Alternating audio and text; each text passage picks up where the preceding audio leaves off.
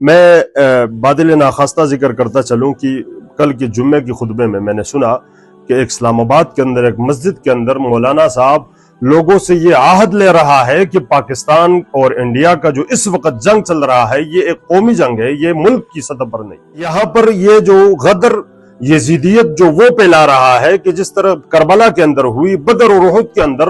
اپنے مجاہدین کی، صحابہ کرام کے حوصلوں کو پس کرنے کی ناپاک حرکت کی ان کے آباء و اجداد نے، آج یہی وہ ملا ہے جو ہماری فوج کی اور ہماری قوم کے حوصلوں کو پس کرنے کی ناپاک حرکت کرتے ہیں۔ یاد رکھیں انشاءاللہ جب بھی آپ دیکھیں گے کہ یہ پاکستان حیدر کرار کے ماننے والے ہیں، یہ ہمارے بزرگوں کے ماننے والے ہیں، یہ صحابہ کرام کے ماننے والے ہیں، یہ عباس کے ماننے والے ہیں، اور انشاءاللہ یہ تمہارے دشمن کو، ہمارے دشمن کو اور تمہارے دوست انڈیا کو نہ کو چنے چبوائیں گے۔ اور میں پھر بھی اپنی حکومت سے کہنا چاہتا ہوں کہ ان جیسے ناسور کو جو ہماری فوج کی اور ہماری قوم کی، ہمارے نوجوانوں کے حوصلوں کو پس کرنا چاہتے ہیں، یہ ملک کی بھی غدار ہے، یہ ہماری فوج کی بھی غدار ہے۔ دوسری اگر پاکستان ہندوستان کی جنگ میں آپ میں سے کتنے لوگ پاکستان کا ساتھ دیں، یہ ہاتھ کھڑا کریں۔ کم ہی نظر آ رہے ہیں، اس کا مطلب ہے کہ کافی سمجھ پیدا ہو چکی ہے۔ مسئلہ یہ ہے کہ پاکستان اور ہندوستان کی جنگ اسلام کی جنگ ہی نہیں ہے، پاکستان کی جنگ قومیت کی جنگ ہے۔ اور آپ صلی اللہ علیہ وسلم نے فرمایا،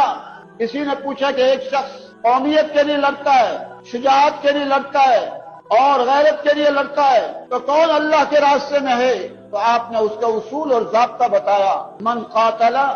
لتکون کلمۃ اللہ ہی العلیٰ۔ بسم اللہ الرحمن الرحیم، اللہم صلی علی محمد وعلی آل محمد۔ فقال اللہ تعالی فضربوا فوق الاعناق وضربوا منهم كل بنان، صدق اللہ العظیم۔ یا رب کعبہ ہم آنکھیں نکال چھوڑیں گے، یا رب کعبہ ہم آنکھیں نکال چھوڑیں گے، اٹھی جو ملک کی طرف کوئی نگاہ غلط۔ ناظرین، اس وقت پاکستان اور ہندوستان کے جو حالات چل رہے ہیں، ایک تقریباً ہفتے سے زیادہ ہو گیا کہ ایک جنگ کی جو آفت ہم پر آ چکی ہے اور پڑ چکی ہے۔ ویسے جنگ کوئی مصلحت کی بات نہیں، یہ جنگ خود ایک فتنہ ہے،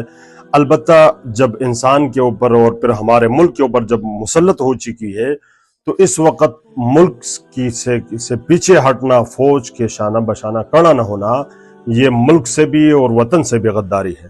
دوسری بات یہ ہے کہ بھئی یہ ہماری فوج کی اور ہماری حکومت کی جو حکمت عملی تھی کہ ابھی تک خاموش رہا۔ مولا علی علیہ السلام سے کسی نے پوچھا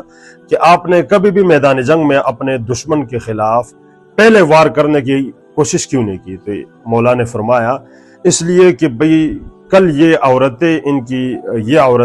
یہ شکوہ نہ کرے کہ کاش علی اگر ان کو موقع دیتا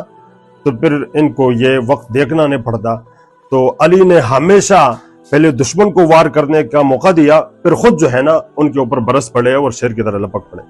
دوسری بات یہ ہے کہ اس جنگ کے اندر بعض چیزیں ضروری ہے۔ ایک تو یہ ہے کہ اس کٹن دور کے اندر فوج کے خلاف زبان درازی یا ان کے خلاف بولنا یہ منافقت اور ملک سے بھی غداری ہے۔ میں بادل ناخواستہ ذکر کرتا چلوں کہ کل کے جمعے کی خطبے میں نے سنا کہ ایک اسلام آباد کے اندر ایک مسجد کے اندر مولانا صاحب لوگوں سے یہ عہد لے رہا ہے کہ پاکستان اور انڈیا کا جو اس وقت جنگ چل رہا ہے یہ ایک قومی جنگ ہے، یہ ملک کی سطح پر نہیں۔ یعنی یہاں پر یہ جو غدر یزیدیت جو وہ پھیلا رہا ہے کہ جس طرح کربلا کے اندر ہوئی، بدر اور احد کے اندر اپنے مجاہدین کی، صحابہ کرام کے حوصلوں کو پس کرنے کی ناپاک حرکت کی ان کے آباء و اجداد نے، آج یہی وہ ملا ہے جو ہماری فوج کی اور ہماری قوم کے حوصلوں کو پس کرنے کی ناپاک حرکت کرتے ہیں۔ یاد رکھیں انشاءاللہ جب بھی آپ دیکھیں گے کہ یہ پاکستان حیدر کرار کے ماننے والے ہیں، یہ ہمارے